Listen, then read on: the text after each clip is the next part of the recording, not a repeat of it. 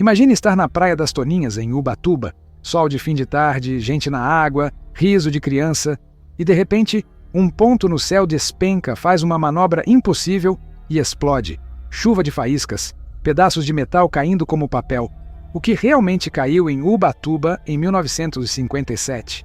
Hoje, a gente abre esse caso como nunca. Contexto rápido.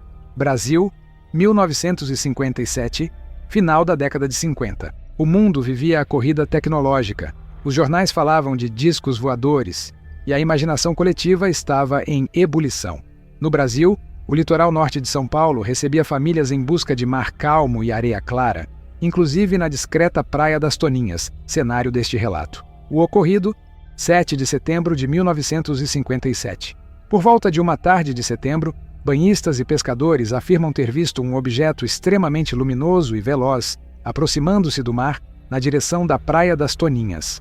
Quando parecia prestes a se chocar com a água, o objeto teria feito uma guinada brusca para cima e então explodido. Fragmentos incandescentes caíram sobre o mar e próximo à faixa de areia. Quem recolheu alguns desses pedaços descreveu o material como muito leve, de aspecto metálico, quase como papel. E é aqui que o caso deixa de ser apenas um avistamento. Há artefatos físicos que, ao menos em parte, foram parar em laboratórios. A carta que movimentou a imprensa. Dias depois, uma correspondência anônima chega à mesa do colunista social Ibrahim Suede, no jornal O Globo, no Rio de Janeiro. A carta narrava o episódio e trazia anexada uma pequena amostra dos fragmentos. O tom era direto. Aqui, anexo uma pequena amostra do material. Suede publica o relato em 14 de setembro de 1957. A notícia se espalha e chama a atenção de pesquisadores interessados em examinar o conteúdo do envelope. Entra em cena o Dr. Olavo Fontes. O médico e ufólogo Olavo T. Fontes obtém 3 amostras e as encaminha a órgãos de referência para análise. No Brasil, o material vai para o então Departamento Nacional de Produção Mineral do Ministério da Agricultura. O exame espectrográfico aponta alta concentração de magnésio e não detecta outros metais, limitado, claro, pela tecnologia da época. O caso cruza fronteiras. Parte do que restou segue para pesquisadores e instituições no exterior. Ao longo dos anos 60, laboratórios nos Estados Unidos analisam fragmentos atribuídos a Ubatuba. O tema entra, inclusive, no escopo da investigação acadêmica mais famosa sobre OVNIs do período, o Projeto Colorado, que originou o chamado Relatório Condon. Dos laboratórios, o que os testes mostraram. Resumo dos achados técnicos que sustentam a polêmica até hoje. Magnésio muito puro. Diversos exames indicaram magnésio em altíssima concentração nos fragmentos. Em termos leigos, sim, é metal. E sim, é principalmente magnésio. Impurezas intrigantes. Em análises posteriores, sobretudo nos Estados Unidos, apareceram traços de estrôncio e outros elementos em níveis de partes por milhão. O estrôncio, distribuído de forma relativamente uniforme na amostra, acendeu discussões. Teria sido um doping intencional? Isótopos de magnésio. Em testes modernos, década de 2010, publicados em 2022, as razões isotópicas do magnésio dos fragmentos analisados ficaram dentro da faixa terrestre, ou seja, nada que por si só indique origem não humana. Já os isótopos dos elementos traço ficaram inconclusivos. Limitações e cadeias de custódia. As amostras circularam por mãos diferentes em épocas diferentes, com metodologias diferentes. Parte do material original se perdeu, parte foi consumida em exames. Isso torna a história laboratorial rica, mas a proveniência, de que praia, de que explosão, de que objeto, permanece o ponto mais frágil do caso. O que afinal pode explicar os fragmentos? Vamos a 3 hipóteses que aparecem recorrentemente e o que joga a favor ou contra cada uma delas. 1. Nave de origem não humana. Pró. Relatos múltiplos de explosão aérea. Fragmentos extremamente leves, uma composição química que, à primeira vista, parece limpa. A presença de estrôncio distribui-se de forma regular, algo que alguns veem como assinatura de engenharia de materiais. Contra.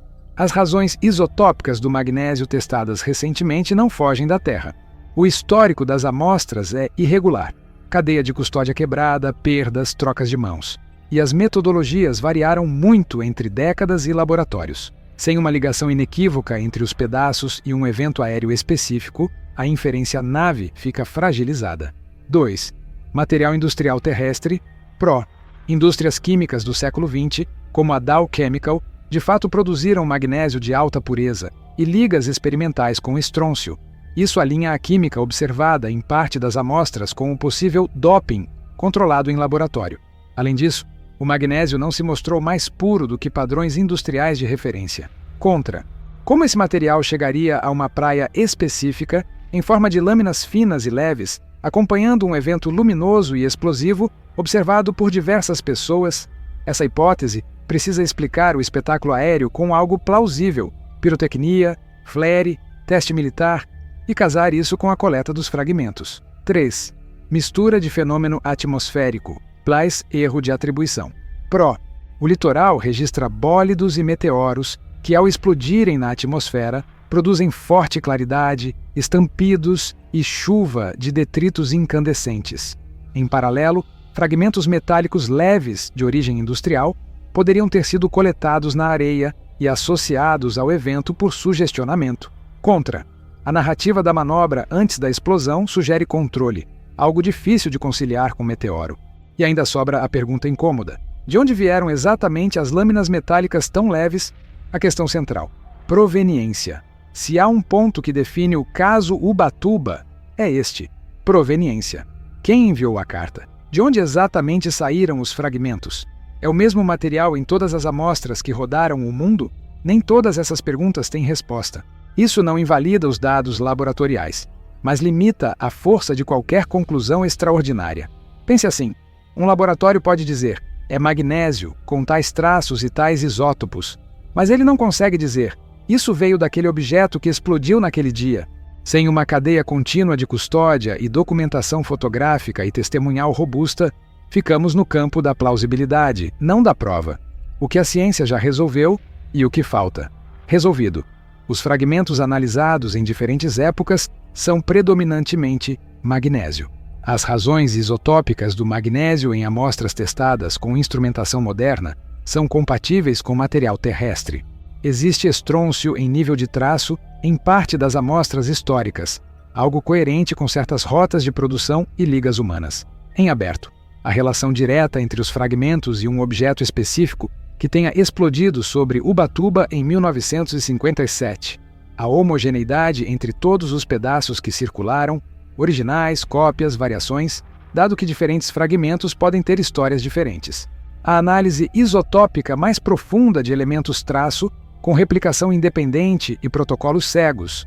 O tipo de teste caro, destrutivo e raramente possível com amostras pequenas. Bastidores brasileiros. A retomada das análises. 60 anos depois, o caso voltou a mesas de laboratório no Brasil. Em 2016, novos fragmentos chegaram a pesquisadores independentes, supostamente guardados por décadas por alguém ligado ao meio militar. Ensaios não destrutivos e inspeções em microscopia eletrônica confirmaram a preponderância de magnésio e a presença de outros elementos em traço. Dentro das limitações de recursos, o objetivo tem sido fechar o cerco metodológico. Medir melhor, comparar melhor, documentar melhor. Isso importa por dois motivos. Primeiro, porque replicar ciência é o que separa lenda de dado. Segundo, porque mesmo que tudo aponte para uma origem humana, entender como e por que esse material estava ali em 1957 já é uma história fascinante sobre tecnologia, indústria e cultura brasileira no pós-guerra. O mito, a mídia e a memória. O caso Ubatuba virou parte do imaginário ufológico nacional por juntar três ingredientes raros: testemunhos, artefatos e laboratórios. Essa combinação mantém a história viva. A ausência de um fechamento definitivo e a presença de peças que podem ser tocadas faz com que cada nova geração queira olhar de novo, medir de novo, concluir de novo. Também diz muito sobre a relação entre imprensa e ciência naquele período. Uma coluna social virou porta de entrada para uma trama técnica internacional. E isso, por si só, é histórico. Então, o que caiu em Ubatuba? A melhor resposta, hoje, é honesta e provavelmente frustrante para quem espera um carimbo de origem não humana. Caiu o magnésio, provavelmente industrial, em circunstâncias nunca totalmente esclarecidas. Isso não apaga a força do relato coletivo, nem a beleza do mistério. Só coloca cada peça no seu lugar. Enquanto não tivermos uma cadeia de custódia impecável e dados isotópicos reprodutíveis também para elementos traço, O caso Ubatuba seguirá como um dos dossiês mais provocativos do nosso acervo ufológico e um ótimo estudo de caso sobre como investigar com calma e método histórias extraordinárias. Hoje, você viu como um clarão sobre o mar em 1957 virou décadas de debate em mesas de laboratório no Brasil e no exterior. Viu por que a proveniência é o calcanhar de Aquiles de qualquer caso com artefatos. E viu também que, quando a gente troca ruído por método, até o mistério fica mais interessante. Se curtiu esse mergulho, deixa o like, se inscreve no canal e compartilha com aquela pessoa que ama um bom enigma. Até a próxima! E que a curiosidade siga sempre no comando.